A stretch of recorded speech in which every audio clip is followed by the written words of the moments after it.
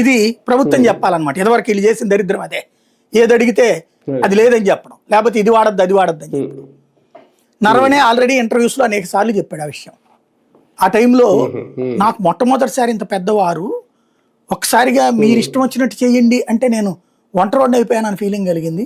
తర్వాత నేను కదా హెడ్ననే గుర్తుకొచ్చింది. స్ట్రాంగ్గా డెసిషన్ తీసుకున్నాను. దెబ్బ కొట్టాం, గాల్వన్లో నుంచి తరిమి కొట్టాం. అట్లాగే ఒక్క అంగుళం భూమి కూడా కోల్పోలేదు. పూర్తి స్వేచ్ఛ మోడీ ఇచ్చాడని చెప్పారు. దాన్ని రాసే కోణంలో ఇదనమాట ఇతను హైలైట్ చేస్తుంది. దాన్ని ఇప్పుడు అదే పుస్తకంలో రాశారు. అవి ఏది అంతకుముందు ఇంటర్వ్యూ ఇచ్చాడు అతను, పుస్తకం ఇంకా బయటికి రాలేదు కదా. పుస్తకంలో దాన్ని ఇట్లా ఉండొచ్చు అని ఎవడో రాశాడు పేపర్లో, దాన్ని పట్టుకొచ్చి చెప్తున్నాడు.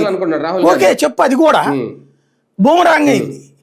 ఫ్రీ హ్యాండ్ ఇచ్చాడు అంటే తప్పెట్ట అవుతుంది సొంట అని అడుగుతున్నారు జనం. సైన్యానికి పూర్తి స్వేచ్ఛ ఇవ్వకపోతే తప్ప, ఇస్తే తప్ప. ఇకపోతే యుద్ధం నువ్వు అక్కడ దాడికి వచ్చినోని దాడికి తిప్పికొట్టు. యుద్ధం పూర్తి స్థాయి యుద్ధం చేయాలా లేదా అన్నది ప్రభుత్వం నిర్ణయం తీసుకుంటుంది. ఎందుకంటే ఆడు పూర్తి స్థాయి యుద్ధానికి రాలేదు కదా. ఇప్పుడు పాకిస్తానోడు యుద్ధ విమానాలు వేసుకొచ్చాడు. ఫస్ట్ మనకి ఇక్కడికి ఉగ్రవాదుల్ని పంపించి పఠాన్కోట్ మీద దాడి చేశాడు. ఏం చేశాడు మోడీ? మన సైన్యాన్ని పంపించి పిఓకేలో ఉన్నటువంటి ఉగ్రవాద శిబిరాలను ధ్వంసం చేయించాడు. టిట్ ఫర్ టాట్, కుక్క కాటుకి చెప్పు దెబ్బ. ఇక్కడ సైన్యాన్ని చంపితే ఆడ సైన్యంతో పాటు తీవ్రవాదులను చంపించాడు.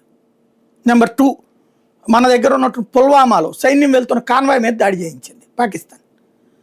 మోడీ ఏం చేశాడు? అప్పటికి మోడీ అటాక్ చేస్తాడని గమనించి